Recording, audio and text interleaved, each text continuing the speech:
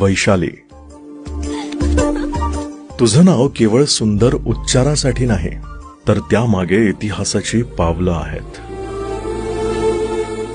माहितीये तुला, बुद्धांच्या काळातलं पहिलं स्त्री प्रधान राज्य वैशाली नगरी.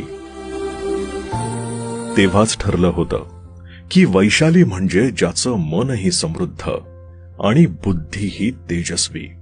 वैशाली, तुझं हसू एखाद्या वसंतासारखं, पण डोळ्यात काळजीची सावली. तू कुणाच्याही आधाराशिवाय चालतेस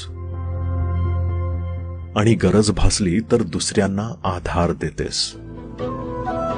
वैशाली म्हणजे काय, तर जी वैशिष्ट्यांनी भरलेली आहे आणि जिच्या डोळ्यात एक खोल न संपणारी शांती.